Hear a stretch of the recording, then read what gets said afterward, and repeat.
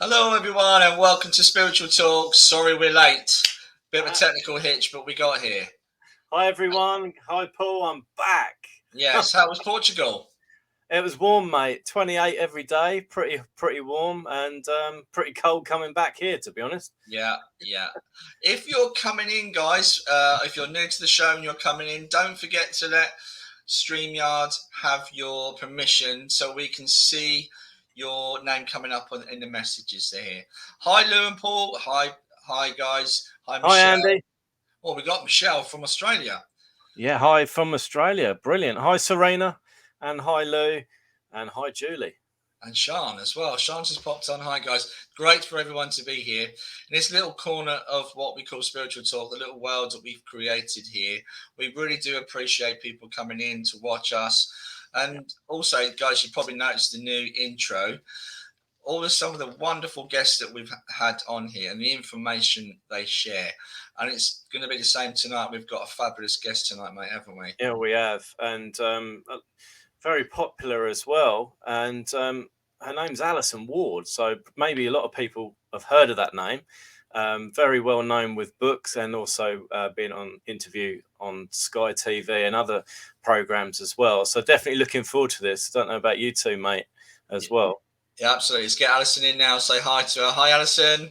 Hello, both. Hiya. Hi, Alison. Thank you for joining us. We really appreciate it. My pleasure. Appreciate it. So you've got a special story to share. I don't want to say special because leading up to the special bit is not particularly special. So I've dug myself in a big hole. Now I'm trying to dig myself out, Alison. So would you share, please, your story, please? Yeah. But you know what? That's absolutely okay because I talk about my story as being the beautiful gift in the ugly box. That's interesting. Which is so I was in an abusive relationship and I left that abusive relationship with my 2-year-old son back in 1994. I set up a new home for myself and I met my now husband, who I've been with 28 years. And when we got together, before we got together, he'd organised a bike trip around Europe with his friend for 10 weeks. And, you know, I said, please still go and enjoy it. I just wanted to enjoy, you know, getting used to my new life on my own with my little boy. And my ex found out about me seeing someone new and he didn't want anyone else to have me. So his words, not mine. So on the first day that Wayne, my husband, went to Europe on his motorbike with his friend, there was a knock at the door at tea time and it was my ex. And he said he'd come to talk about access to our son. So I let him in and he came into our little living room and then he stood in front of me and he said, today's the day you're going to die. I've planned it all. And with that, he got a knife out of his back pocket, head-butted me, straddled me into the corner of the room and proceeded to stab me and beat me up in front of my little 2-year-old boy, who was incredibly, incredibly brave. He tried to stop it by jumping on his back, by bringing me my glasses that I used to watch the TV and to drive, by bringing his little dressing gown thing that he used to put in his eye to get himself to sleep, to comfort him. And nothing worked. And during the attack, it was, as you can imagine, it was absolutely awful and extremely frightening. Yeah. And then I felt myself leave my body, literally, like a corkscrew coming out of a bottle. I just left my body. And as I left my body, I just became energy. That's the easiest way of explaining it. Yet I was aware that I had hair because my hair was being pushed back as I was traveling at speed towards this incredibly bright light. Now, when I was going towards this bright light, or was this bright light coming towards me, it was hard to say. I could look straight at it and it didn't hurt my eyes. But also at the same time, I wasn't in any physical pain. I wasn't scared. I wasn't worried about my son. I was totally at peace and I felt totally surrounded by love. I had no worries, no fears. I wasn't aware of any injuries, even though I clearly was injured. And then as I was traveling at speed, I saw this triangle of people. And the point of the triangle was standing my granddad called Sam, who my son was named after. And he'd been past quite a few years. And he looked fantastic. And I was so pleased to see him. And I knew the other people, but I didn't have memory from this lifetime, but I knew them, if that makes sense. Yeah. I recognised them, soul to soul, recognise them. I'm trying not to get pulled by the comments because I want to stay in the focus. It's such an amazing story. Yeah. So as I was moving towards my granddad and seeing all these people and feeling this immense love, I heard a very old-fashioned Birmingham voice say, "It's not time to go yet, duck." And then I just literally went back into my body, saw what a bloody mess I was. I mean, the whole place was a mess. And I noticed that I was different. And I very calmly said to my ex, "What would your mum do if she saw you doing this to me and Sam?" Yeah. And with that, he let out the noise of an animal, really, a sort of a whining noise. And as he let out the noise, he leant back and I somehow jumped over him. The police found that really hard to understand because one of my injuries was in my leg, because I pulled my leg up to my chest to protect my chest because he was stabbing at my chest. Yeah. So as I pulled my leg up, there was a big wound in my leg. So the fact that I could jump over him was pretty incredible. Yeah. I ran towards the door. I was in fight or flight. He was grabbing at my hair, and there was handfuls of my hair all down the hall. I was able to scramble out the door, ran to the corner where there was a shop, and asked them to call the police. I left Sam in the house, which for years I struggled with. He then took him in a car created by putting into the exhaust, and the police got. This is when miracles started happening. So the first miracle was that I managed to get out, because it was pretty incredible that I was able to get out. The second miracle was that this happened in rush hour traffic around 6 o'clock time on a busy Tuesday, about 5 miles from the centre of Birmingham. And he was driving down the wrong side of the road at rush hour traffic, and they weren't killed. An off-duty policewoman, rather than responding to the call out, decided that she was just going to sit and say, "If I thought I'd killed my ex, where would I go to kill myself?" And she, on instinct, she went to this tiny little hideaway that he was. And a member of the public basically said, "He's in there and he's trying to kill his son." So the police got there just in time, because Sam's back was arching, which means that he was having too much carbon monoxide. So they smashed the window, took Sam out, arrested Graham. I am able to say his name. I write about it in my books, and I am able to say that because he has been convicted of it, just in case anyone's a bit worried about that legally. Good. I've been through this before, so I know all this. So he was arrested and charged with 2 counts of attempted murder.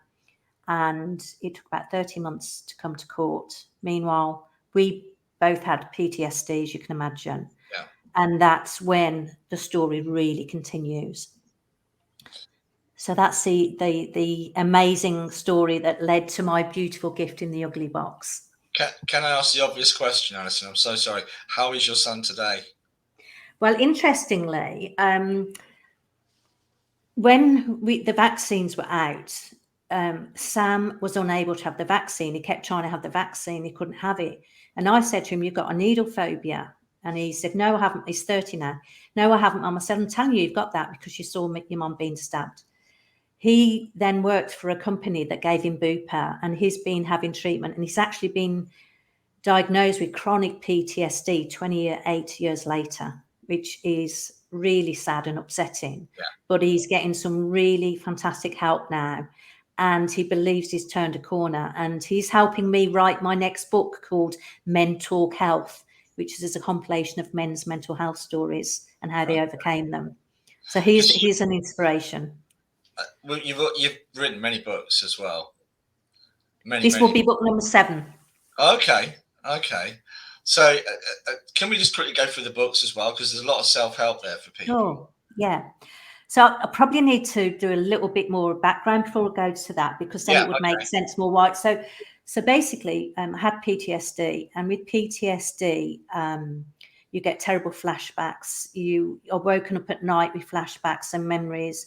you become very hyper vigilant and hypersensitive. And my trigger is if I don't feel safe, I will get hyper vigilant to that heightened state of fight or flight. And the help at the time, back in 94 when it happened, it wasn't great. It wasn't great at all. And I was really, really desperate. And then by this time I was married with to my husband now, or at least living together. I'm a bit blurry with the time span at that time because of how poorly I was. Yeah. But I remember one night going to bed thinking it would be better for him to meet someone else. It would be better if I wasn't here, because I was trying to mask to both of my boys and my husband this horribleness that I was feeling. I just felt dreadful, and mentally I don't know how I was coping. And by this time we had a little boy as well, so you know, I was really not in a good place.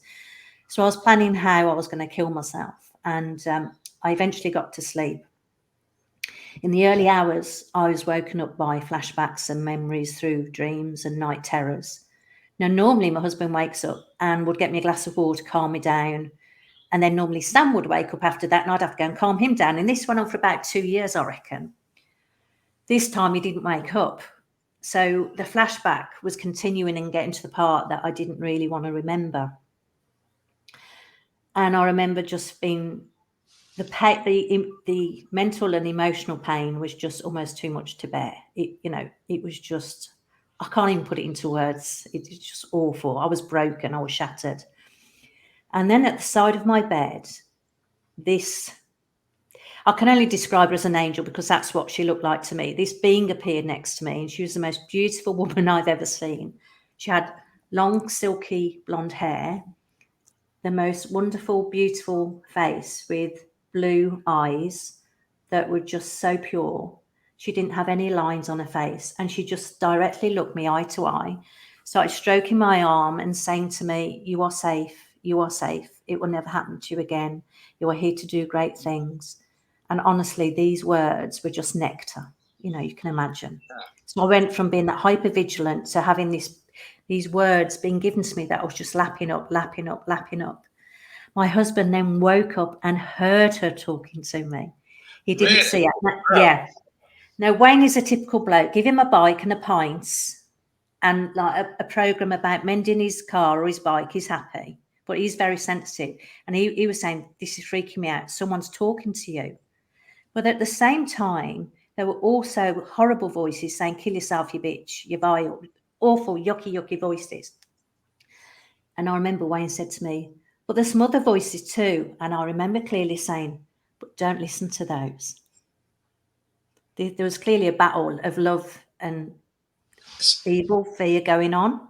So, okay, so your partner I'm trying to kind of work out in my head what's happening with that experience. So you're in bed at night time. Do you think you kind of come out of your body a little bit, or in a sleep state, and both you and your partner are in that state? No, we were definitely fully in our bodies. People at home will be sitting there thinking that. I'm sorry to ask an awkward question, but no, it's not awkward. Ask away. And this is what messed with our heads for a while, because Wayne had never had anything like this happen to him before, but she was definitely there. She was definitely talking to me. He could definitely hear her. He couldn't see her. What we came to terms with was that there was a battle going on between dark and light, if you like. I was choosing just to listen to the lights. Okay.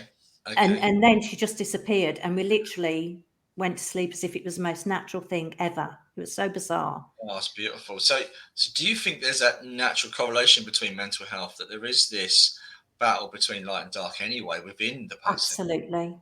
I truly do, because I honestly believe that if I had been more aware of all aspects of myself, physically, emotionally, mentally, and spiritually, before that happened, one, I wouldn't have been attracted an abusive partner, because I attracted that partner in. That's what I had to learn to take responsibility for. But B, I would have had such strong boundaries that he wouldn't have been able to have come into my life, and that wouldn't have happened. But saying that, I've accepted what's happened. I've forgiven myself. I've forgiven him. I didn't want to hold on to bitterness. But what was beautiful after that day, I never had another suicidal thought. And then every morning when I'd get up in the morning, I was given clear guidance on very simple tools and techniques to follow, which I started to do. And that created a methodology which I practice to this day and which I share with my clients and have done for 24 years now. And I'm seeing and continue to see just amazing transformations in front of my eyes. Yeah, that's brilliant. So that's why it's such a beautiful gift in an ugly box.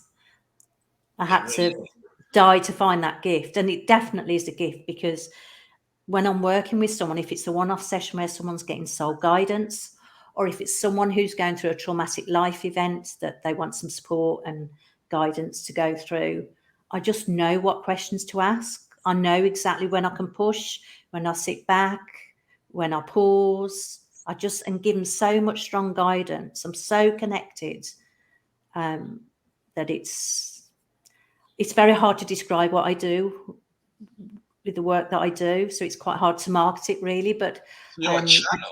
You could argue I am definitely a channel, but you know what we're talking about spirituality at the beginning before we came on air. Because I want to reach more people. I know I can't just be in that spiritual. I know some people don't understand what channeling means. My younger son doesn't understand that, and it's very hard to explain it to someone who's. So if for me to be able to reach the millions of people that need help, I need to be more mainstream. So I've been battling over the years with trying to get my brand right so that I can reach these people, because I vowed back then, me and my husband, I'll never forget my husband and I sitting at this table and him saying to me, one day you're going to help people. He said, I can see queues and queues and queues of people. Because we tried to get me help and we just couldn't get the right help. We just couldn't get the right person.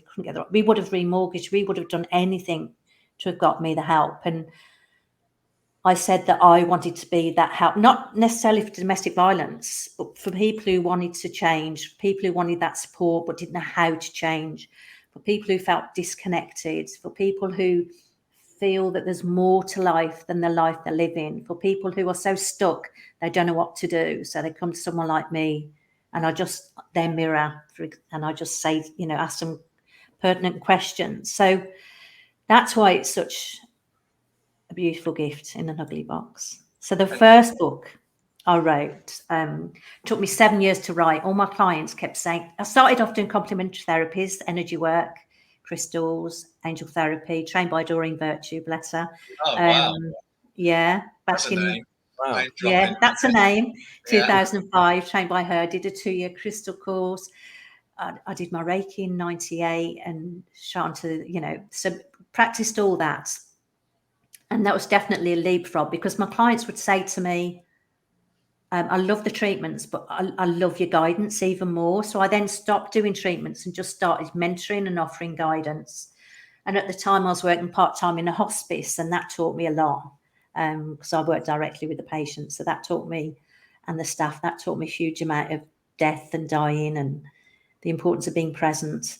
Yeah. And my clients kept saying to me, you must write a book about your experience. So when I decided to write it, it took me just 6 weeks to write it. And I'll never forget, I didn't know what to call it. And we were away on a family weekend, and my brother-in-law, Ken, who's, Ken, bless him, doesn't get spirituality at all. And he said to me, he said, it's obvious what you call it, Al. I said, what is it? He said, it's awarded by angel, awarded. So it's called Awarded by Angels. I love that. It shows, because I am awarded, we are awarded by angels. So I wrote that. And then the second one is Bringing You Back to You, which is like the workbook, the manual of the tools that I practiced, all with little channelings as well. And then there's a little book called Get That Friday Feeling, which is a book about channeled messages. The idea of that is you can have that Friday feeling every day of the week if you learn to be connected and find your gifts and meditate. Sorry, I keep getting, because I try to see it with spirit and get impressed with questions and stuff that would help people. And I've had one come in, and I'm sorry, I feel this is a really difficult subject in terms of. No, it's fine, please, don't worry. Because of your experience and what happened to you, did you ever, because obviously that gentleman, it's hard to call him a man because he wasn't a man when he did what he did. But how did you heal? Did you have a relationship with him afterwards? Because obviously he's the father of your son. This is a thing, and this is what has amazed me as an individual, as a mom. The one thing that I was challenged with, the fact that I saw that I put my son through that. I took responsibility for that. I chose him as his father, and I was in a lot of pain about that. And then one day my sister said to me, "Don't you think he's punished you enough?" And at the same time, a friend said to me, who's now passed, Gail, said to me, "The best form of revenge is happiness." So I decided to take that path. And then I also recognised the bitterness and hatred and questions that I had inside me that were never going to be answered. I had to, because I kept saying to him every day, "Why did he do it? Why did he do it? Why did he do it?" And he was in denial. So I came to terms with the fact that I will never know why he did it, because I can't think like him. I can only think like I think. So that helped me. And then when Sam, in 1996, so 2 years later, Sam used to call Wayne, my husband, Wayne Daddy. And then one day he called him Daddy, which was just beautiful. He was playing with his dinosaurs and he called him Daddy. So Wayne said to me, can I adopt him? So we then went through the adoption process, but Graham was able to contest the adoption. There's a lot of people at home with a tear in their eye at that moment. Yeah, it was beautiful. It was very, very special. Yeah. So, but sadly, Graham abused our position and the legal system, and it took us 13 months to adopt Sam. I also had to adopt him, weirdly. And then I recognised that it would help Sam if he saw him, because he built him up into this monster. Yeah. And he kept having nightmares about this monster coming to get him. And basically, he was just a man who was quite a weak man. And I wanted to see that he was giving his power away to a so-called monster, but he wasn't a monster. He was a man who was weak. So we did do some visits where we were present and we had someone present with us. But then, as I expected, Graham let him down with those visits and didn't always turn up. So we basically said, if you let him down once, that will be it. Yeah. So I'm really proud of the fact that we enabled that to happen. Yeah. And how we got through it all, we'd say to Sam, and our younger son, James, who would ask questions, if ever he had a question, I'd just answer it very honestly, no matter where it was. If it was in the middle of Sainsbury's, "Mummy, why did Daddy stab you?" Yeah. I would say, "I really don't know, Sam, but he was poorly in the head." I wouldn't, and I'd get people looking at me and talking. I didn't care about them. If my son wanted to know the answer, I would give him the answer, and I wouldn't mince my words. I'd just say it as openly, as honestly as I could. And in doing so, he's been brought up to be very honest and open. Yeah. And even though he's had this recent diagnosis, he's formed his own opinion of Graham. And I can't use that word on here because it might offend some people, but he's got his own opinion and he formed that himself. Because at the end of the day, we all have individual responsibility for our own actions. We have to take that responsibility. You can't take absolutely. that on. You can't take on somebody else's actions and to blame yourself for that. And what I've learned, it wasn't my job to heal Sam. It wasn't my job to heal other people who were hurt by this situation. It was my job to heal me.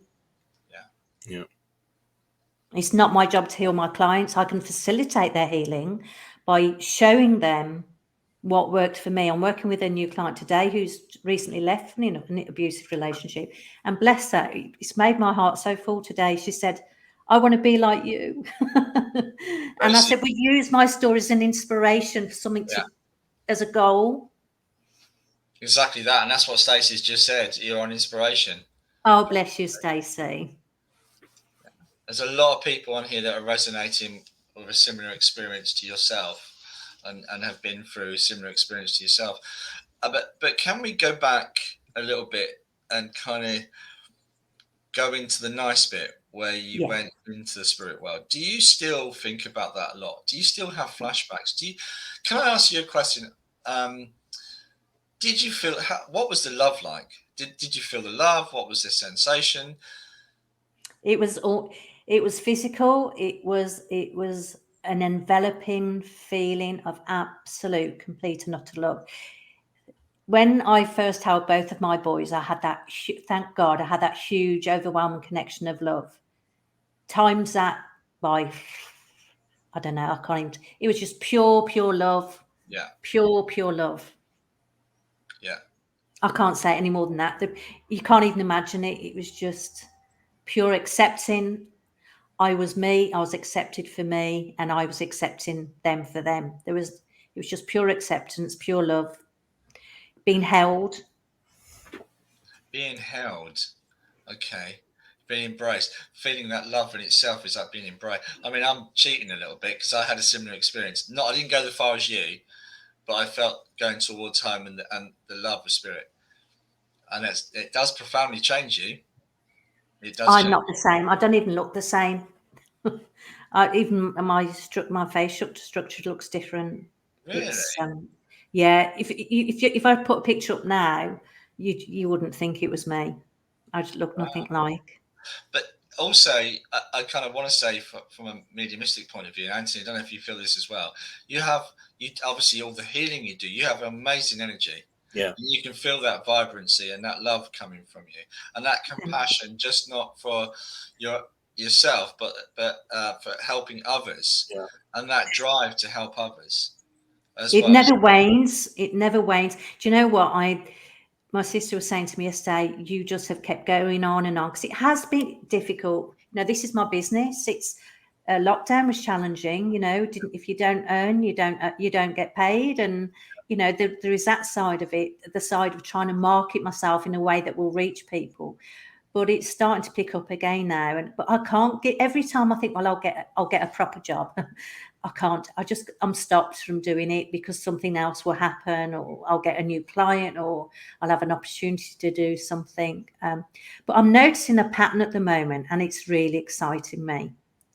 And the pattern is the 20 to 35-year-olds are waking up and getting this very, very quickly. And I love working with that age group. They seem to just get it. If I challenge them by something they're saying, and I'm working with an amazing fitness coach at the moment, and she's top of her game. There's no doubt about it. And I said to her, "Do you ever ask your body?" She said, "What do you mean?" I said, "Do you talk to your body?" And I talked to this technique to ask her body for a definitive yes and a definitive no.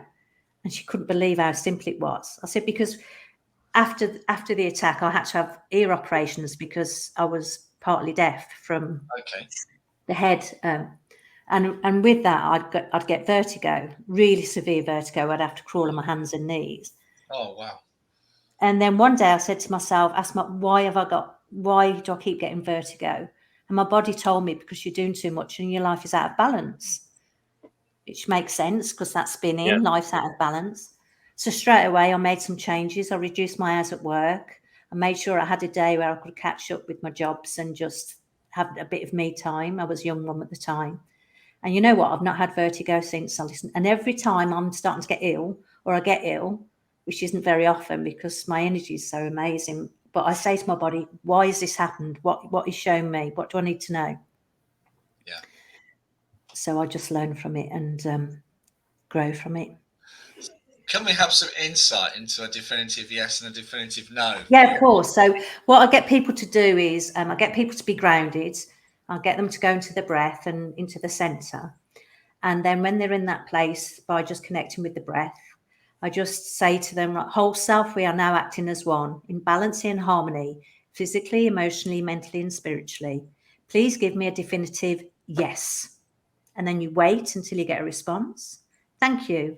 Please give me a definitive no. And you wait until you get a response. So typically your heart fluttering can be a yes, a no. It can be a grabbing around the tummy or the solar plexus. But people get tingles, coldness, all sorts. She was blown away by this, and she's sharing it with the team at work, and her body's really talking to her now in such a way that's helping her job and helping her life. That's how simple the tools are. Okay, because isn't kinesiology a very similar way, although they use symbols and tapping of the arm, but you're kind of talking to your subliminal or subconscious self, I'm not sure, about, getting in tune with the body and finding out what's right, what's not. But that's why there's so much depression and mental illness, because people aren't in tune with themselves physically, emotionally, mentally, spiritually. And I often say to men, particularly, it's good to see so many men now being connected. But I often say to men who aren't connected to the spirituality, you're missing out on 25% of your full. You can only reach 75% full potentiality by missing out the spiritual aspect of yourself. But if you learned to connect with that, you could be so much more productive, so much more connected, and therefore so much more in flow. Because I know when I'm more balanced physically, emotionally, mentally, spiritually, I just start flowing more and more. When I become disconnected from one of them, if I become overly emotional, overthinking, or don't meditate so much, or don't move my body so much, I'll be slightly out of balance and I won't be so much in flow. But as soon as I bring myself back together, and then I start my meditating, start my 5 minutes of silence, my breathing, my exercising. So you have a routine, a daily routine, Alison? Definitely. I think morning routine is important. So we hear a lot of mediums, they talk about spending that time sitting in the power every day, 5 or 10 minutes. But yours is slightly different. It's just a meditation. And what else do you do as part of that? Well, as soon as I wake up, I state 5 new gratitudes for the day. And that there won't be just, thank you for my bed, thank you. I won't get out of bed until I think of 5 new gratitudes for the day. Okay. And that will set me up. And I close the day like that as well, because I want to sleep having positivity and putting the day to bed. And then I will get my Herkimer diamond, and I will sit and meditate with that. And I call upon my guides, who are called the Grand Collective of Light, and I ask them to work through me so I will be at my highest potential for the day. And then I will list of the people I'm going to work with and ask for the highest healing and highest information for the day for each individual. And I do that before a session as well. I've got a question for Alison. Where did you get the understanding about the names of the guides? Did you get that via? This is really interesting what happened here. So I've always been aware of some of the guides. I've never been one of these people who felt I needed to know the guides. I was very much more into the angelics, if you like, particularly after meeting my angel, who was called Sarah, by the way, she told me. And then I got to know about the angelics by working with Doreen Virtue, and that I really resonated with the angelics. And then in lockdown, I started to do weekly, sometimes daily lives to try and connect, because I felt very peaceful and very balanced during the lockdown. So I just thought there's a lot of people in fear. So I did my little bit by doing regular lives. And then April last year, I was doing a session and I heard, we are the Grand Collective of Light. And what was channeled through the spoken word was that the Grand Collective of Light have come together. They're a collection of light beings, of angelics, of guides. Because the world is in such a mess, they were collaborating. They were collaborating as one, and they were looking for clear and perfect channels, which is their words, not mine. They were looking for clear and perfect channels to channel through the information. So since then, we've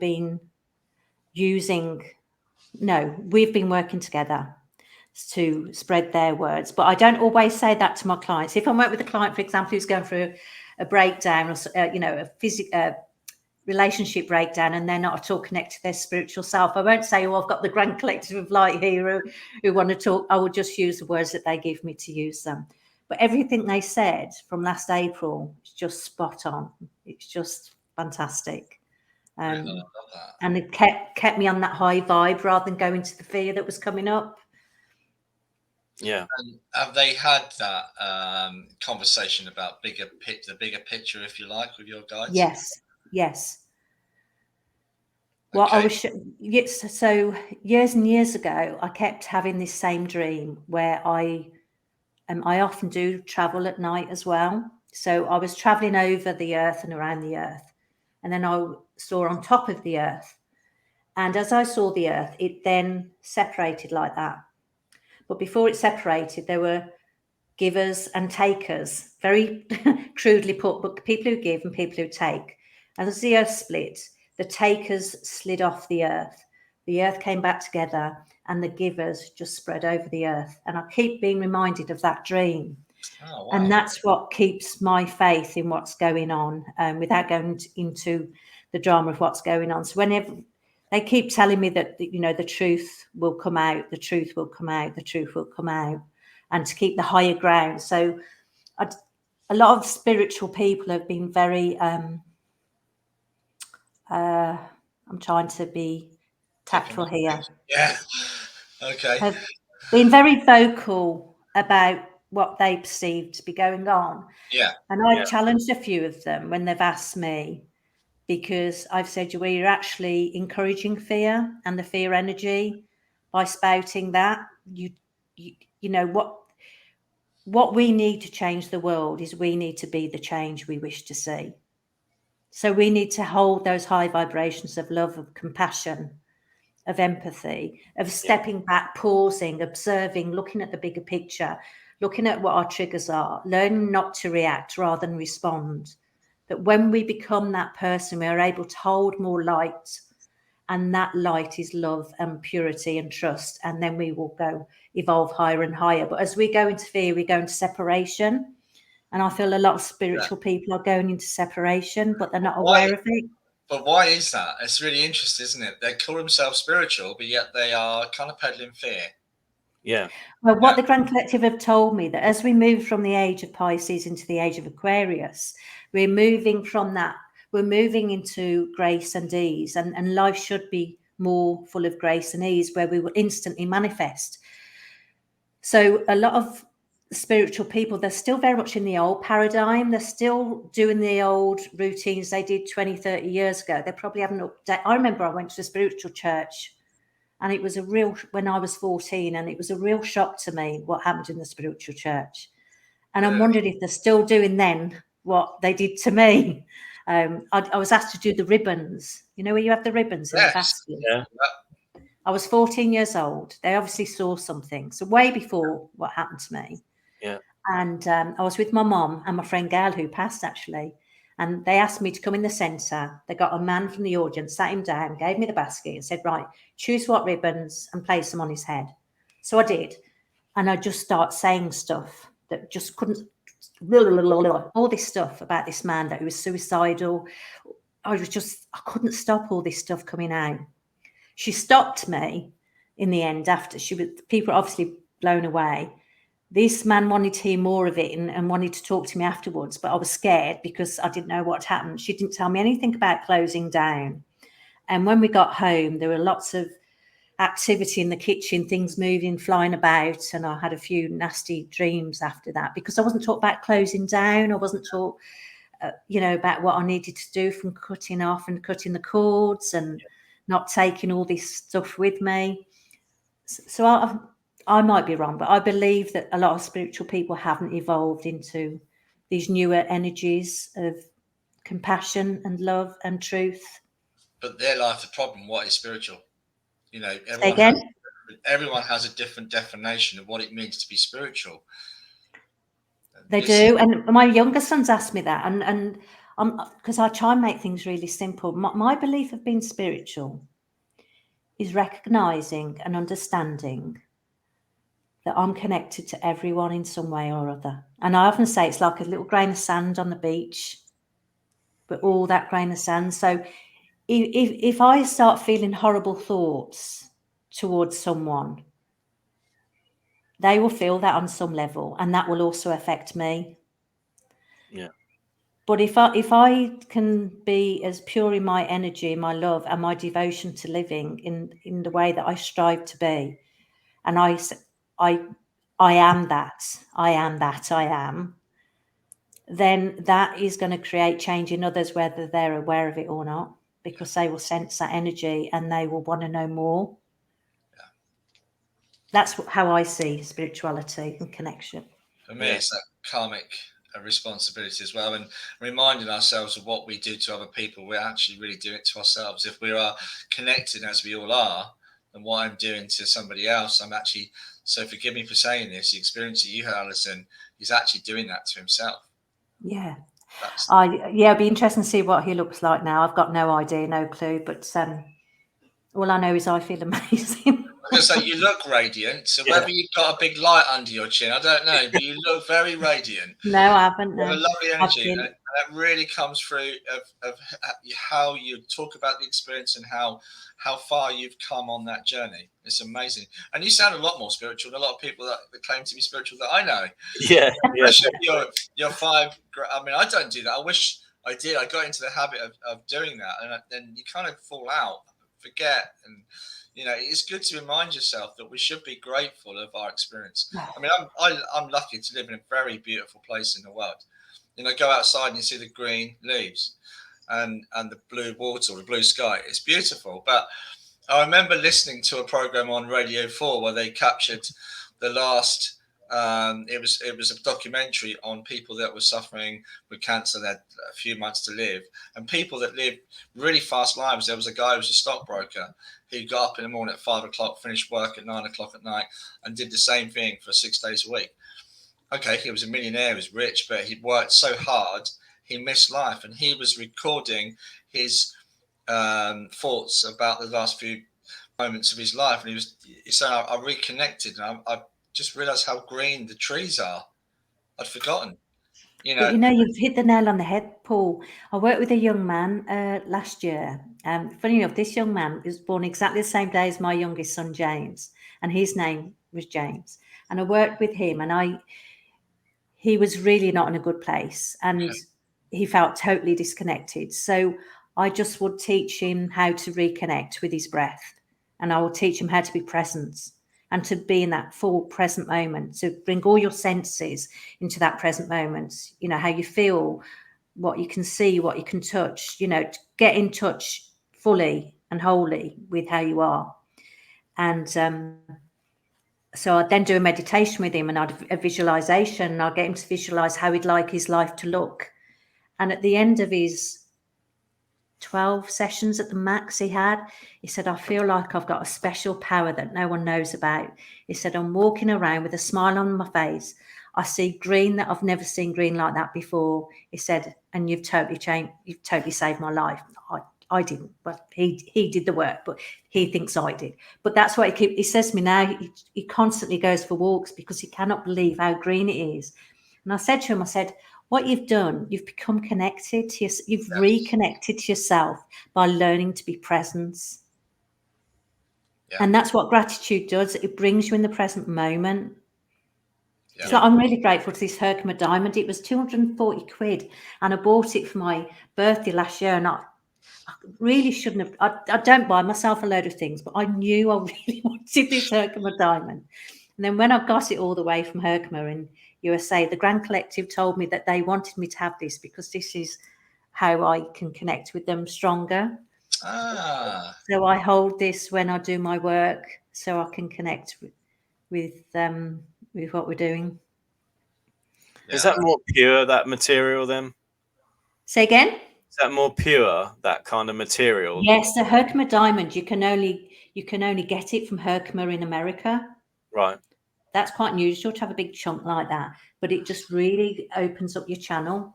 So if you're doing channel, it's great to have a piece of Herkimer to help you with that. It seems to me, Alison, after listening to your unique journey, because it's not about a destination, it's the journey as always. It's like you've been reborn in some kind of way, through trauma, or brings great responsibility in a different way. And it's like it's not just fascinating, but it's like when you're talking, it's going through me rather than it's affecting at a cellular level when listening to you. But it's like you've just been endowed with like a load of knowledge that they've given you. And it's like you're now got a journey to do in a different kind of way, which you've elegantly explained in such a powerful but beautiful way, I must say. It's interesting, because I've got a memory that often comes back to me, and I've questioned why I get this memory. I understand it now. It was a couple of days after the attack that I call the awakening, by the way, because it did awaken me. Yeah. And Sam and I had to go and live with my parents because I wasn't well enough to look after Sam. I couldn't look after myself, let alone a child. And I remember lying on their couch, face down, because I obviously wasn't sleeping.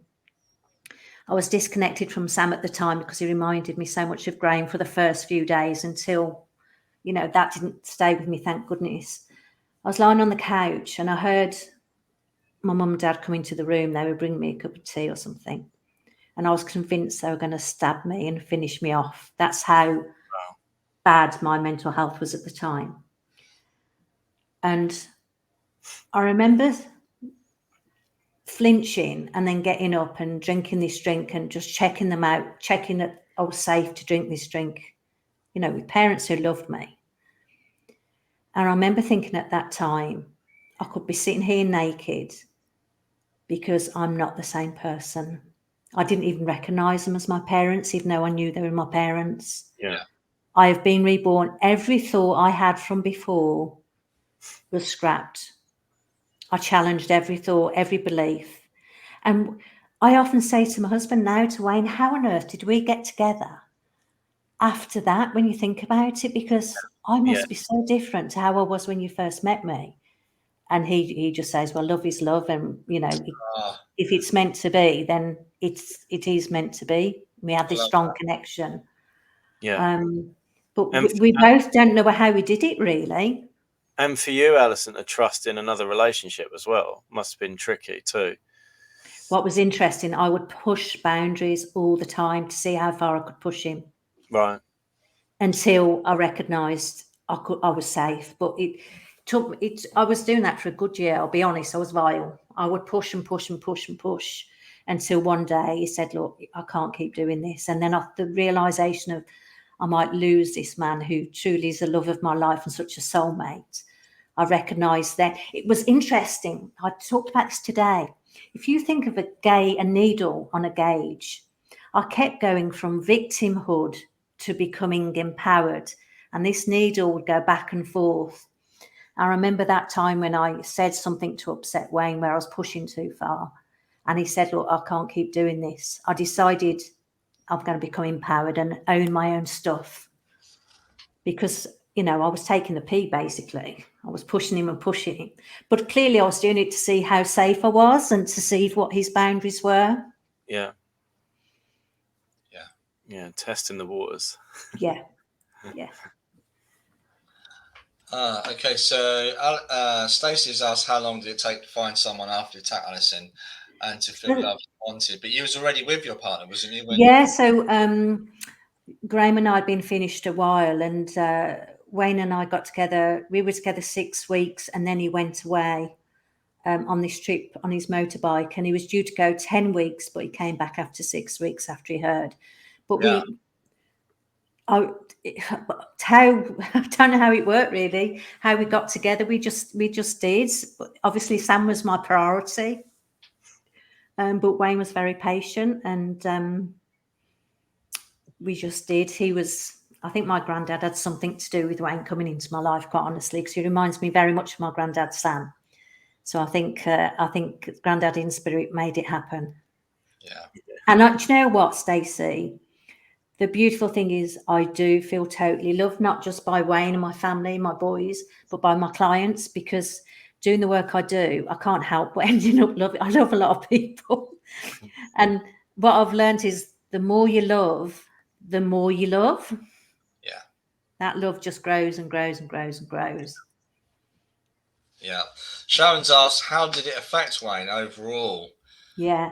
So he was really, really supportive. And then after about, he didn't have a breakdown, but he did suffer with depression. After I started to get well, he then crumbled and he had to have about 6 months off work.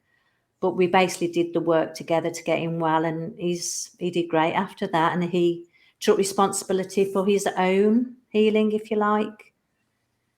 He's very aware. He's very connected to himself, so he knows what he needs to do. And he's a man that needs his own time. You know, he likes to go off fishing or on his motorbike. So if you needed to do that, I'll just go and do what you've got to do. Yeah. It helps that we've got similar values. Like my main value is freedom, and so is his. So if I went off to do some work in another country, for example, for a while, he would support me. If he wanted to do something, I'd support him. Yeah. You know, it's so that, yeah, but he's great now. It's the basis of a good relationship. Definitely. Giving each other that freedom to be. Yes, absolutely. Yeah, it's beautiful. So again, I know I keep harping on about that experience with the spirit world. Again, is there anything that's been long lasting in your mind about the experience? Is there anything you could take from that whole experience, or one specific thing? We're all energy. And when someone dies, the energy doesn't die. Yeah. Because you can't stop energy. Yeah. So when someone dies, their physical shell is released. I died. I left my physical shell. I went home, loved it, came back. Would have been nice to have a chat with them a bit longer, to be honest. Came back, realised my physical body was a shell. But I try and get through to my clients. I'm trying to make energy more simple. We need to take responsibility for our energy, the energy we create through the cause and effect. Yeah. And that's what I would say visiting home taught me, as well as the love, knowing that I'm loved no matter what. And they know me inside out and they still love me, then I'm pretty happy with that. And what I love about you, Alison, is the empathy you have for other people as well. You put yourself in their shoes, especially if you're trying to help them and, do your best, because the love that comes from that action as well leads to that perfect reaction as well. Yeah. Well, you know what? When I worked in a hospice, I wasn't a nurse, by the way, in the hospice. I looked after volunteers and did that sort of work. But what I learned in the hospice was, because I was such an empath, I would pick up on someone was feeling ill, was having chemo. I'd end up throwing up in the toilet while they felt better and I felt terrible. And I learned that to really help someone, you have to detach from their pain. You have to take a step back and look at it as if you're watching a film, without that connection, but still having that empathy and that compassion for their pain. But if I'm in the drama, in the pain with them, I'm not going to be able to help them. But if I can stay outside and watch the pain, look at what their energy is showing me and their non-verbal and verbal language is showing me, I can help them more by saying, are you aware you keep saying this or you keep doing this? No, I'm not. Well, if you stop doing that, then maybe that will happen. So that's sort of yeah. People don't realise their behaviours and how that can impact what they manifest. Yeah, absolutely. So Elaine, again, I kind of wanted to go back to this as well. Elaine probably missed the beginning of the show when you described your angel. Elaine, hi Elaine. She's put, did you see the angels? Did I see? Do you know what? This is absolutely beautiful, because my journey took me to Dubai a few times, and I was invited there to do some work there with people one-to-ones, and we had people queuing up, which was brilliant. I went with a friend of mine, and when I did a session for them, I clearly saw the angels in my mind's eye, but I'd hear them more. But if I work with them specifically, that's how I hear them, but sometimes I see them in my mind's eye. And I remember we did this one trip to Dubai and I was absolutely shattered, probably working from 10 till 6, 7 at night, bang, bang, bang, client after client after client after client, absolutely exhausted. And sitting in the airport, in Dubai airport, and I suddenly had a craving for a really cold beer. Had to be cold, and I very rarely drink beer. And while I love a cold glass of wine, anyone knows me knows I love a Sauvignon Blanc. Just because you're spiritual, you don't have to stop eating chocolate and wine, honestly. But I had this craving for a cold beer. Hadn't had any alcohol all week, so this was like. So we went and got this cold beer and we sat down, and I could feel myself just beaming. Could feel my energy just beaming out. And I noticed that people were stopping nearby, stopping and staring. So I said to my friend, what are they looking at? What are they staring at? And then I heard, clear as anything, they can see your light. And then one after another, each archangel came in and said, thank you, Alison. I'm Archangel Raphael.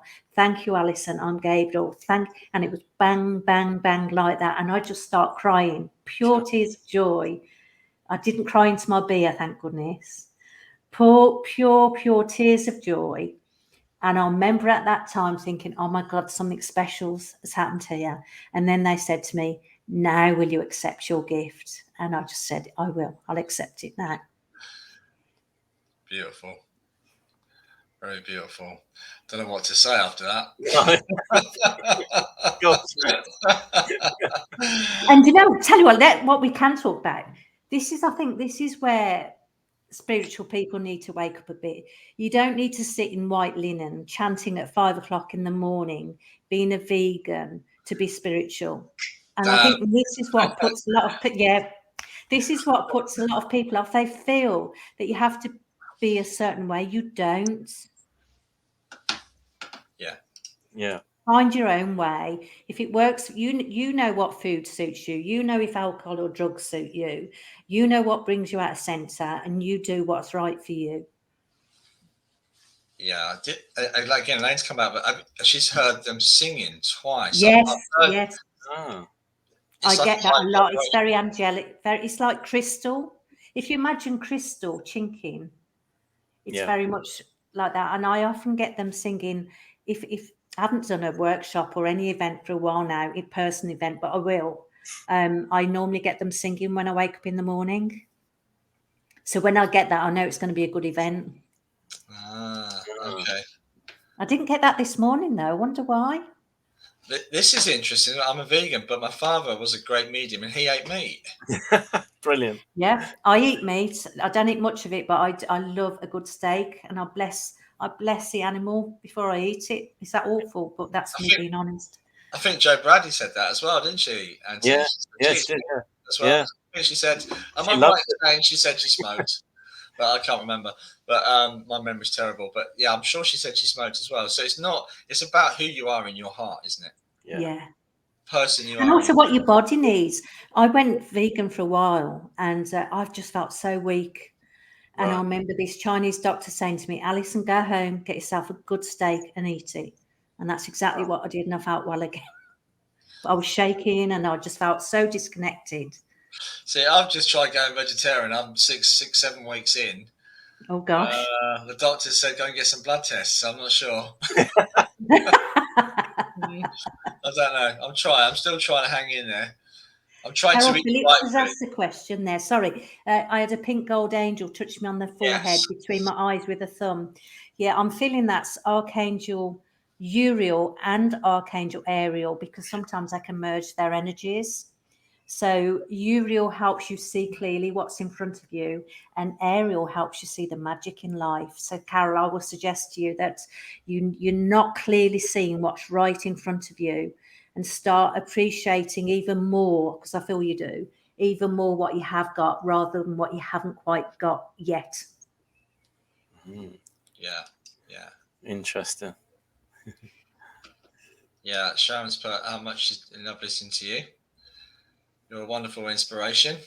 It's Alison, love Sharon, not Karen, but I'll be Karen if you want me to. Yeah. If it helps. Yeah, bless. What's she put on here? I've missed a few of the talk shows recently, but I felt drawn to tonight's show. I'm glad I listened to whoever told me to join in. I need this. Brilliant. Oh, bless you. Brilliant. And guys, those of you who are new to the show or just pop in occasionally, there's so much. We've done so many of these, Anthony. We're talking about today. Absolutely. Lots of different guests. And there's a lot of information that may help you. Just jump onto our YouTube page. Subscribe, and it's all free content as well. These people like yourself, Alison, have given up so much of your time to come and share and inspire people. We really appreciate it. Oh, I've loved it. If it's helped one person, that's made me happy. So knowing that it's helped just a couple from the comments is my heart will be full again tonight. So that's wonderful. Yeah. We can't thank you enough. Yeah, my pleasure. We've had an hour already. It's gone. Wow. Yeah, so quick. Wow. So and thank you both. It's so lovely that men, who are down to earth and not, are real, are doing this. Thank you so much. Well, we try to be, Anthony, don't we? We try to be as well. I'm hoping my boys are watching this. So if they are, Sam and James, I love you very much and bless you for watching. Yeah, that's awesome. Thank you, guys. Good to know you're watching. So, and it's good to know you're all doing really well. And we can't thank you enough We feel that you've inspired a lot of our viewers as well. Yeah, Thank absolutely. you, Alison. And just to Thank you. recap, is there anything you'd like to say, just quickly, if someone is in a similar situation or in a mental, is there anything any advice you could give someone? Sorry to put you on the spot. That's okay. Yeah, the advice I give to all is just stop, place your hand on your heart, press very slightly, and take some breaths in. Take a step back and look into your world. You will see with clarity what is occurring and what you need to do. Have hope and faith, because there is something better that you cannot yet see. Oh, wow. Beautiful. Thank you, Alison Ward. It's been an absolute pleasure. Absolutely, yeah. Thank you both so very much. I'm going to sleep happy with full of gratitude. I'll have more than 5 gratitudes tonight now. Awesome. Thank So you. will we. So will we. Yeah, it was a pleasure to be in there somewhere. That's awesome. Thank you Take so care, much. both. Thanks ever so much, Alison. Thank Really. you, Alison. My Thank pleasure. you. Bye-bye now. Bye. Bye. Bye-bye. Bye. Bye. Oh, mate, what a wonderful lady. I feel light as a feather now. Yeah, but her energy, you could feel it coming through the screen, how much work she's done on her own journey. Yeah. She's healed herself, and now to be inspiring others is fantastic, isn't it? Yeah, it is. And to come from, that kind of traumatic experience from the past to then be such a, like a leader to everyone really, as well as herself, is just fascinating and brilliant. Inspiration and to everyone really. Yeah. So guys, we're now going to do messages. We had a bit of a faux pas last week, mate. We forgot to pick a winner. When I was away. When we was away, we forgot to pick a winner. So guys, please share. What we're going to do, if Anthony's okay with this, I'll do the one from last week and Anthony does this week's. Yeah, so we're doubling up. We'll pick 2 winners. Yeah. But we need people to share and share and share so we can get this out there. Also, just to let you know, guys, I put a little camera on here. So this is me back. This is how StreamYard looks online, guys. So you can see the comments, and I'm going to try and bring you guys in on the comments, and I'm going to click a link, and you come up in this bottom box where you can see the screens here at the bottom, and you'll come into the studio, and if we get this message for you, you can come and join us.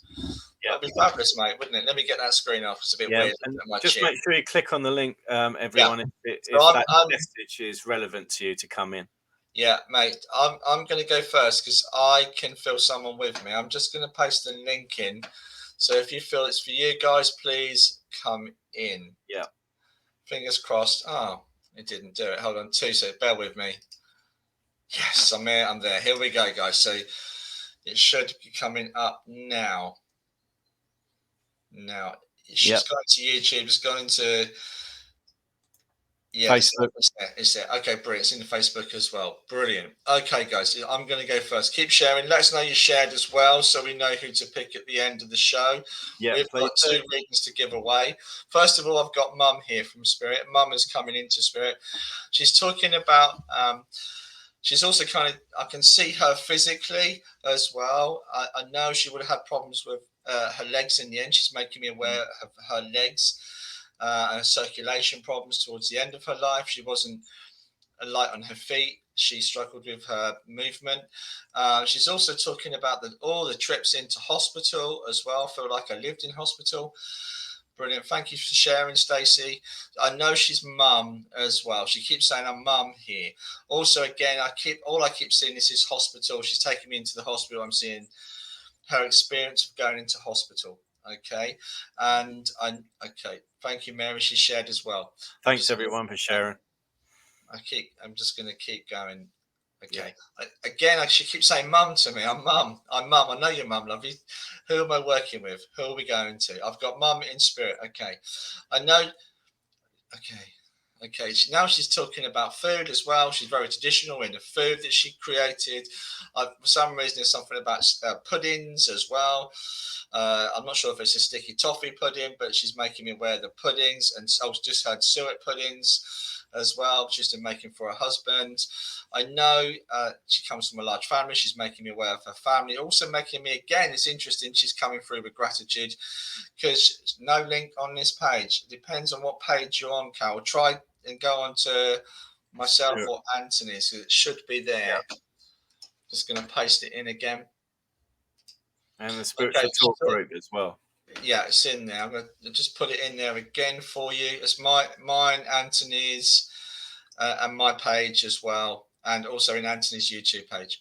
Yeah. It should be there. Okay. Also, she's making me aware of the, I know it's at least 3 daughters she's making me aware of. Actually, I feel that there would have been 4 daughters. She's making me aware of the 4 daughters. I'm not sure what happened to the 4th one, but I feel the 4th one isn't here. Have shared. Okay, there's 3 daughters she's talking about. I can take all of this so far. Amanda Price. Please jump in, Amanda. Also, okay.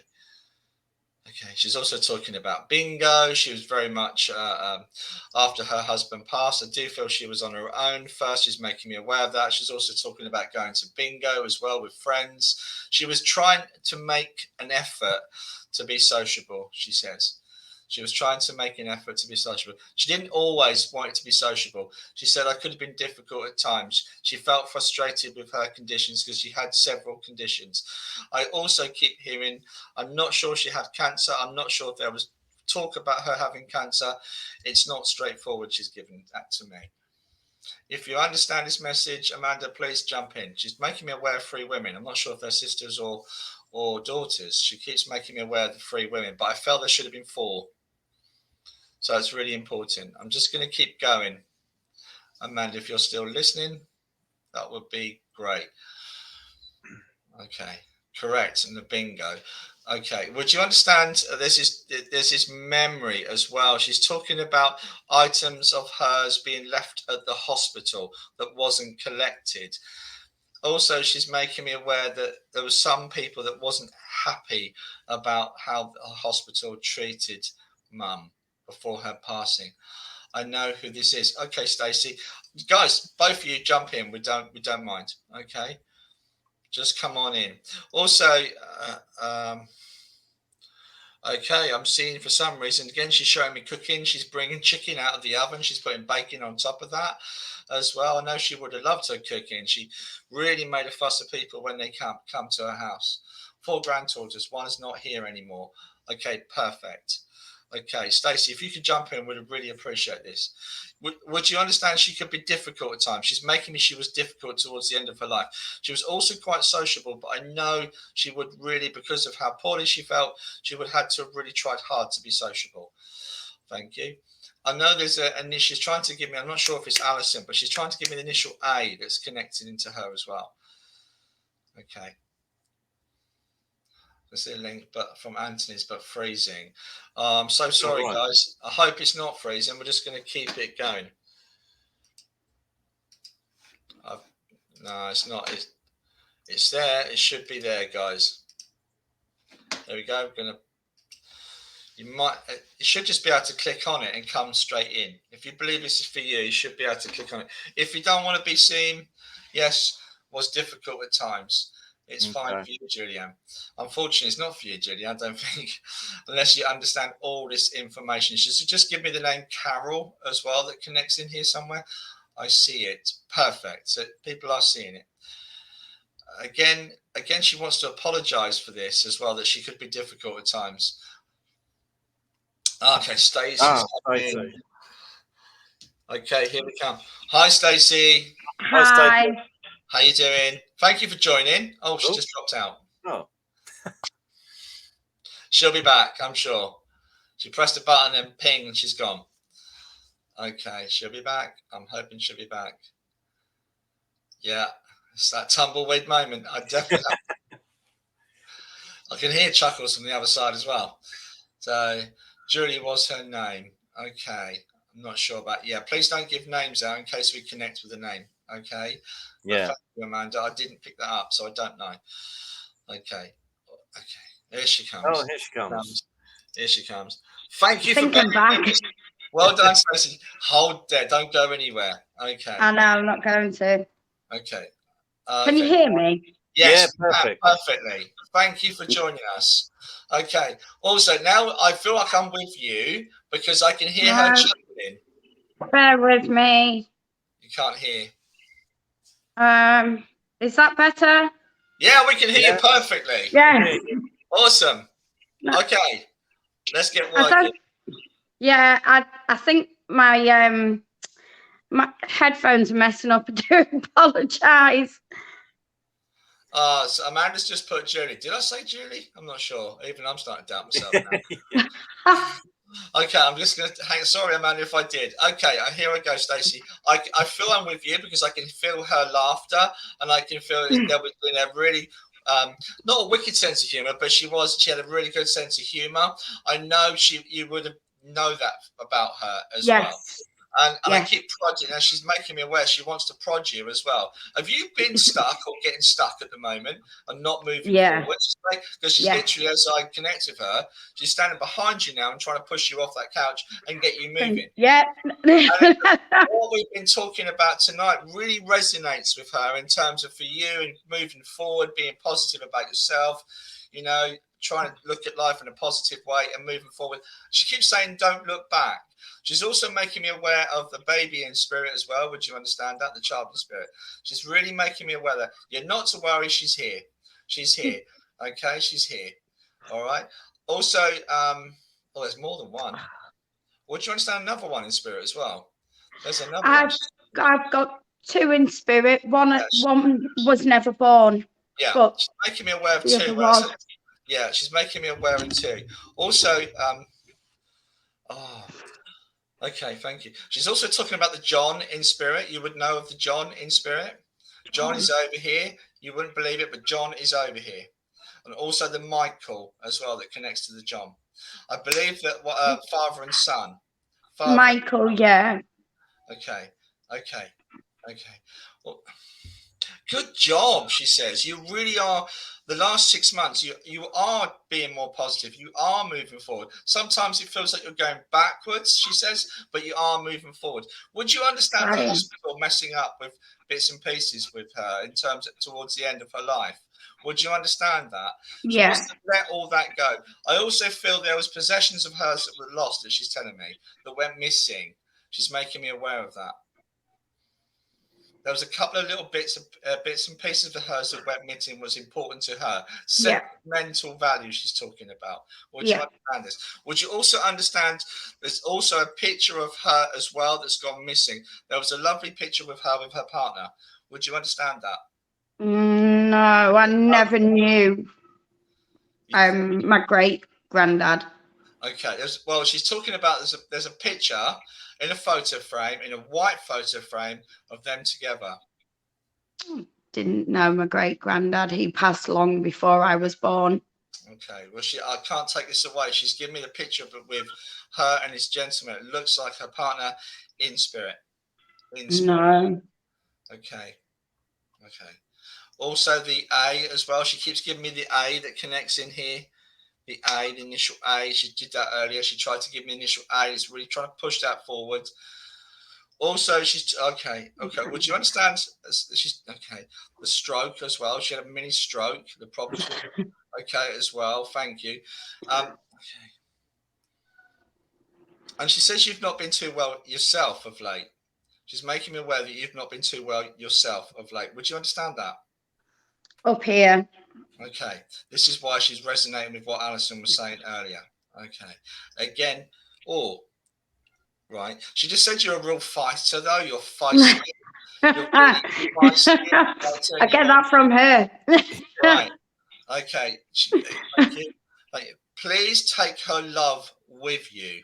Okay. Okay. She's trying to give you what looks like a card with a bear on it and hearts and hugs. Now I believe. Me to you. Yeah. She's trying to give you that. Okay. Yeah, me to you, Bears. Okay, and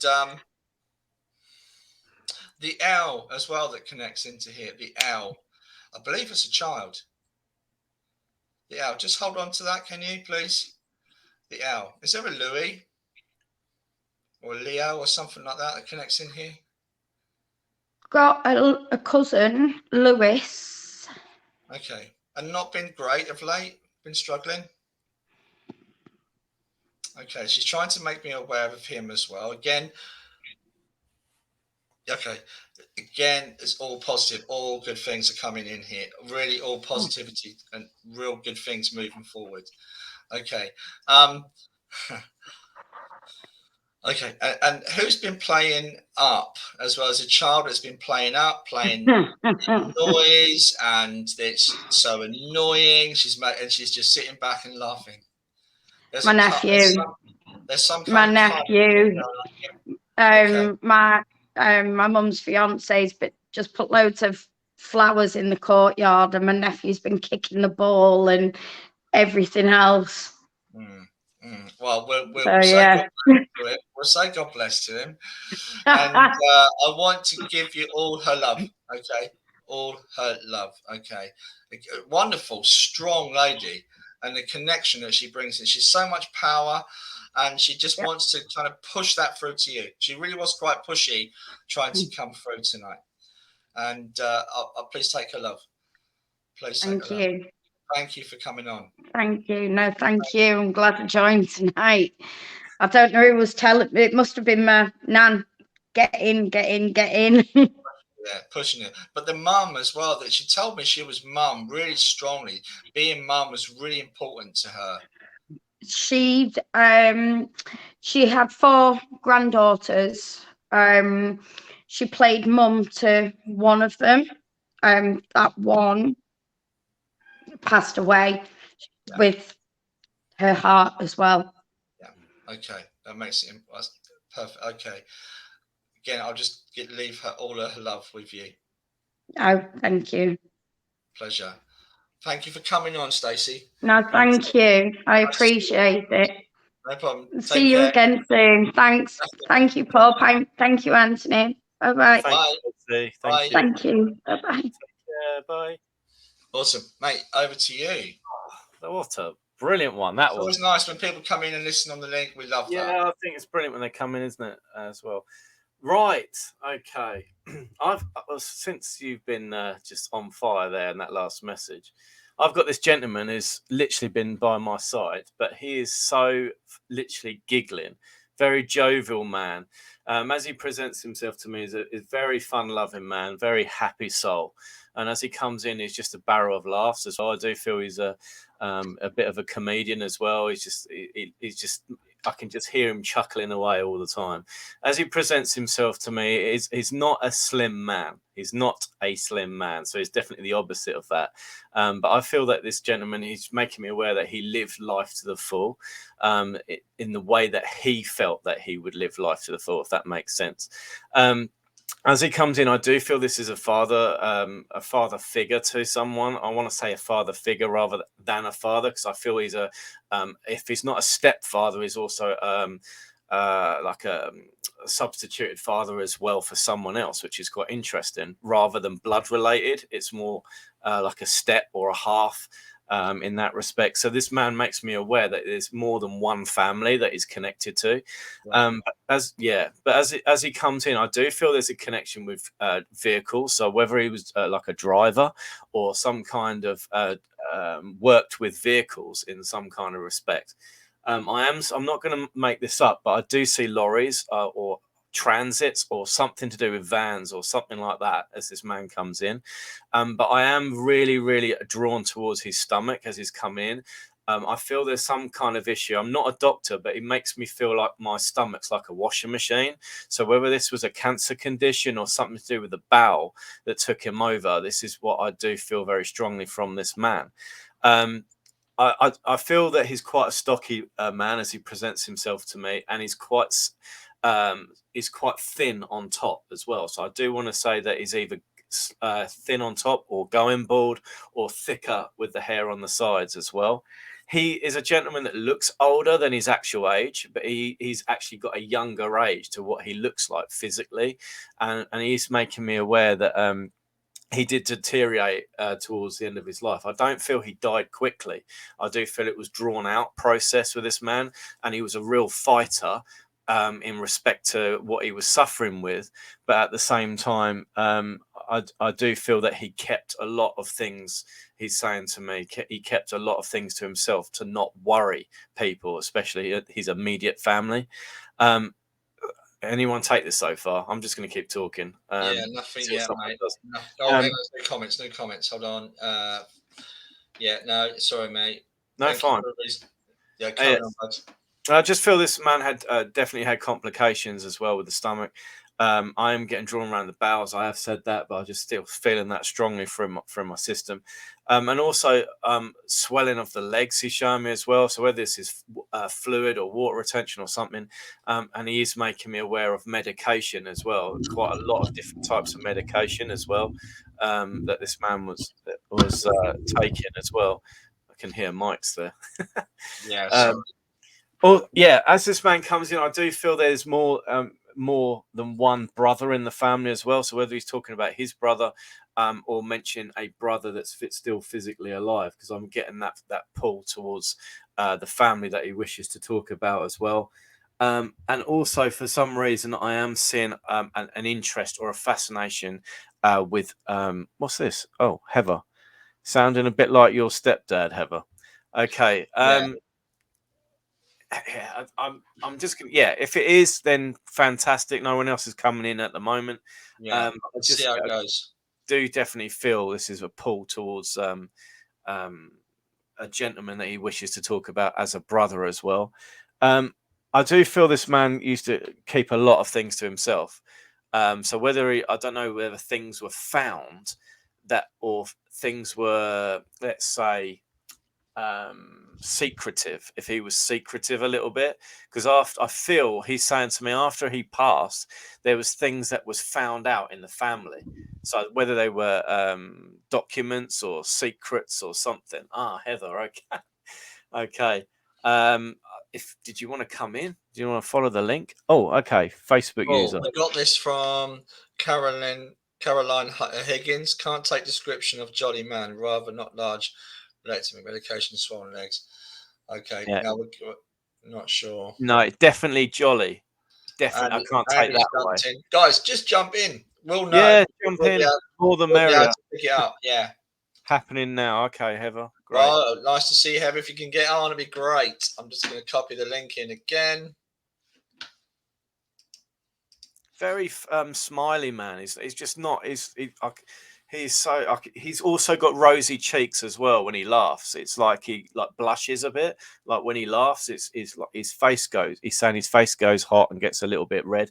Bless him. But genuinely nice man as well. But I do feel that he kept things that people didn't know about as well. So there's a bit of some skeletons in the closet there, kind of thing. But I do feel this is more to do with. He's also talking about money as well. Can take everything apart from. No, he's showing me vehicles, so that is quite specific. Can't take that away, Denise. I'm sorry.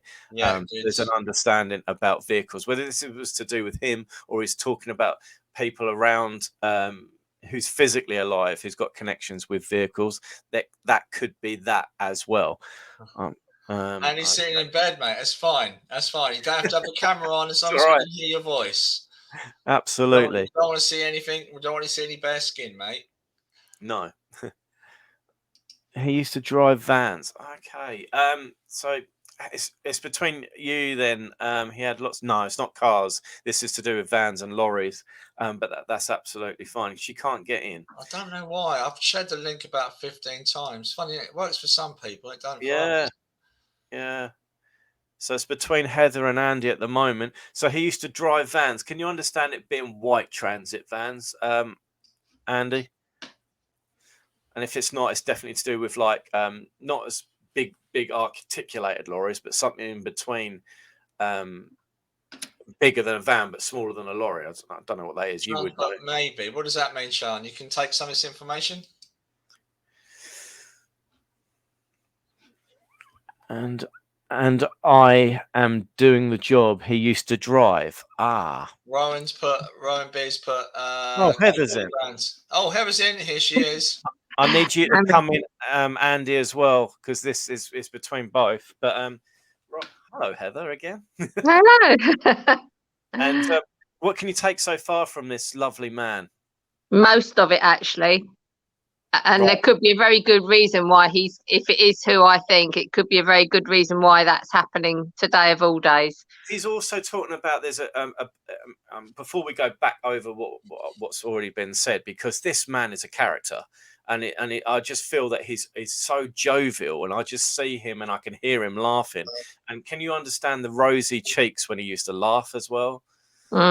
He had two sides to him, Anthony. He had that jovial side, but there was a darker side to him as well.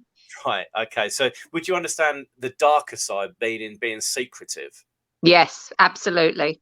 Right, because I feel that either he's doing it on purpose, because I feel he is, but it's Yeah. like it's like I've got two faces. I've got it's a bit like the yin and yang, or the happy and sad entertainment symbol, the sad face and then the happy face. It's like and also he's making me aware that he would put on a face, he would put on an act the way he would act towards certain people as well. So he'd pretend to like someone, or pretend to not like someone to get a reaction, or I just feel he's quite a complex character. That's what I get as well. Yeah, he was. And can you understand the secretive things that were found, either documents or things to do with money that was found? Yeah. Yes, money, especially. That's why I said it's happening now. It's happening like literally for me. It's like I've sort of had I'm going to say shock, major shock today.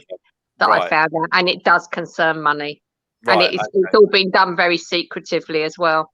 Okay, and this would be an understanding with what this gentleman is saying to me in spirit about the money, would be the same concept of the money that is what you've had in regards to a shock today. So it links. That's what you're saying, yeah? That's absolutely, yeah. Fine. That's just. I'm sorry, I'm not getting confused with what he's saying, what you're saying. Yeah. It's the same thing. Okay, that's fine. And he's also telling me about documents and stuff. I keep seeing like documents either in a plastic sleeve or in a folder or file that's in a drawer or something like that. That's been printed off a computer and it's filed away. But it's to do with either the same conversation that he's having with you now, but that you would know there's some kind of legal documents to do with this as well. I've done that today. I've had to start doing things at work today, and I've got papers put away in a plastic folder. Okay, and that's brilliant. Okay, well, it's not, but from an evidence point of view, from spirit, absolutely fine. Can you take the vans or the lorries with this man?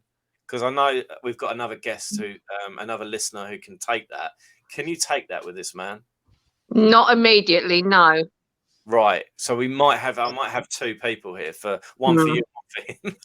But that's fine. That might be something else.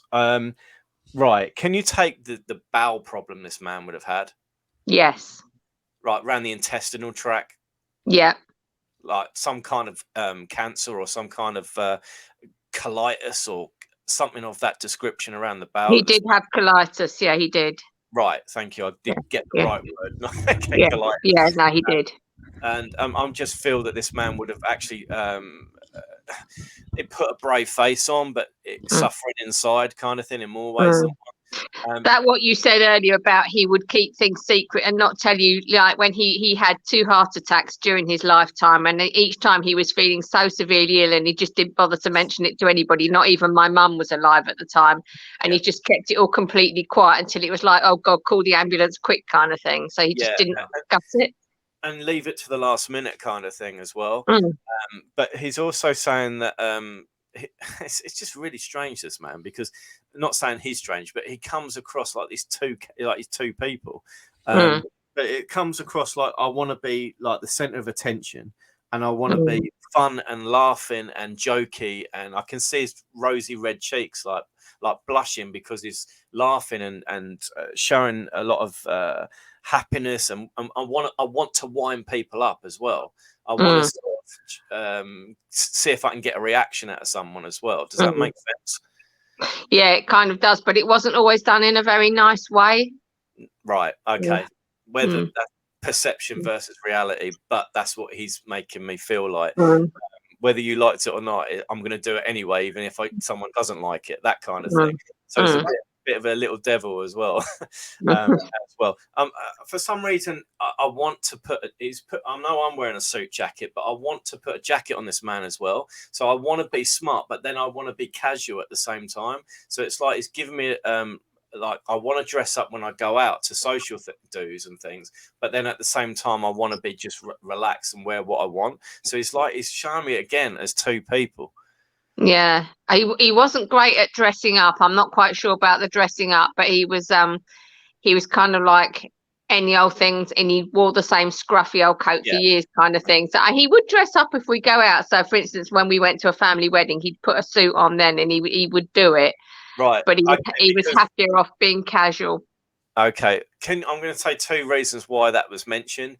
There's one thing about he's saying, do you remember the scruffy jumper? Yeah.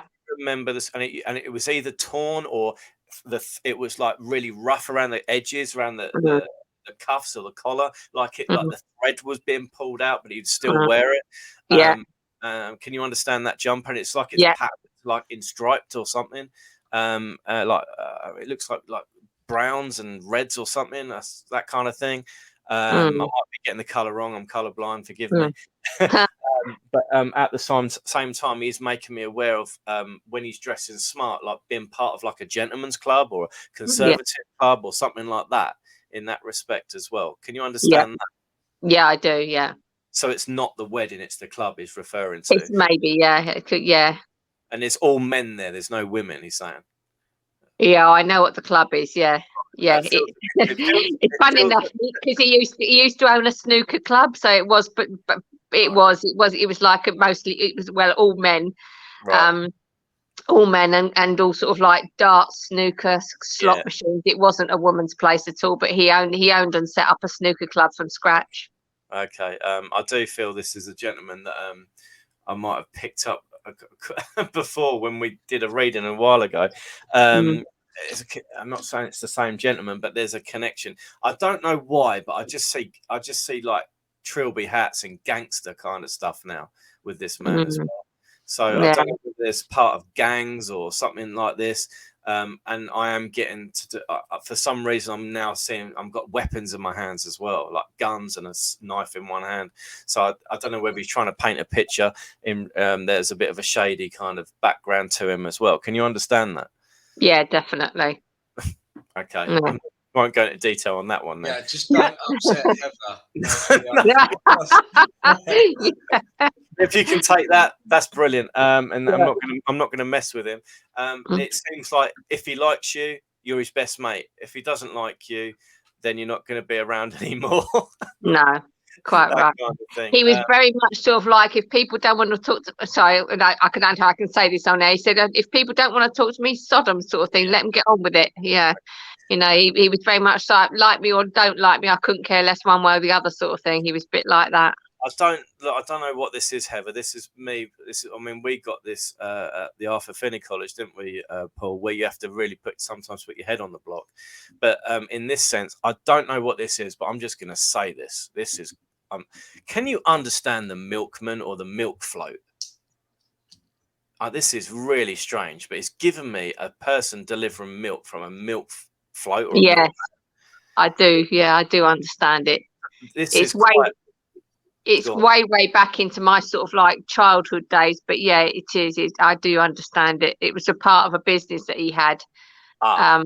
Yeah, and it was in those old days when the milk float came round, and it was like the crates of milk delivered and all that. It was, yeah, and it's delivered like that, and it's milk bottles, and I can see the silver tops now. Blue, red, and the others. Yeah.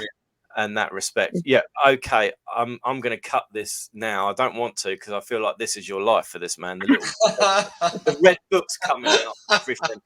But he's a proper character, and I'm glad that I've got such a different kind of character that's come through.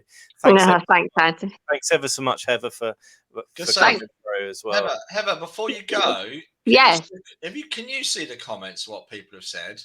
Yeah, some of it. I can see where people are asking questions, but I can't see that they're online. But I can see some of the questions, and I can only see that there's about 5 people online, but there's probably usually a lot more, isn't there? So, Well, we've got 1, 2, 3, 4, 5, 6, 7. We're going to 7 different pages. So there might be 5 on right. one page, there might be 20 on another.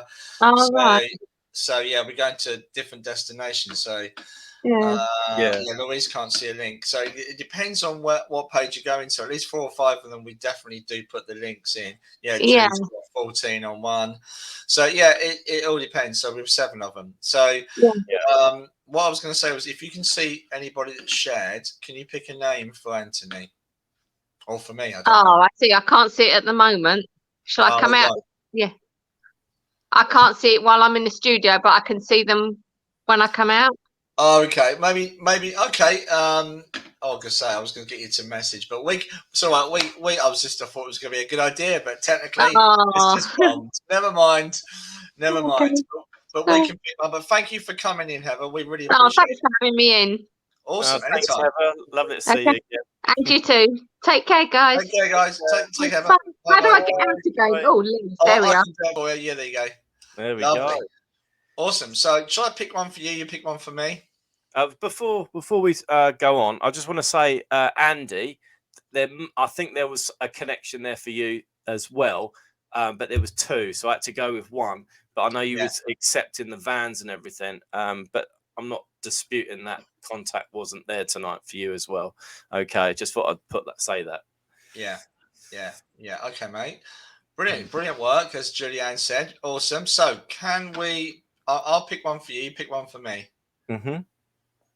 So I'm gonna pick Amanda Price for you. Okay, brilliant. Well done, Amanda. You can pick one for me. Yeah, well done. Thanks. Congratulations, Amanda. And for you, Paul, Tess Dennis. Awesome. Okay, awesome. Well done, Tess. Congratulations. If you get us drop us a line on Messenger or on Facebook, however you want to do it, we'll get back to you ASAP. Yeah. Also, next week we have another lovely guest. We've got the lovely Sandy Ingham, medium and psychic artist. Really excited about that. Yeah, she's a very famous lady, and she's also agreed to work live. So that could be good. And possibly link in with someone before the show. Oh, so yeah, she'll be working with her guide as well. So check out her Facebook page. She's got a Facebook group, Sandy Ingham, medium psychic artist. I know she was talking about she's done a documentary as well. She's appeared in theatres and done demonstrations and worked all around the world. So she's agreed to be in our little spiritual corner and spiritual talk next Wednesday night at 8 o'clock. So guys, from now until next week, have a good weekend from me and Anthony, and we'll see you next week. So take care, everyone. Have a Take good care, week. everyone. Bye for now. Bye.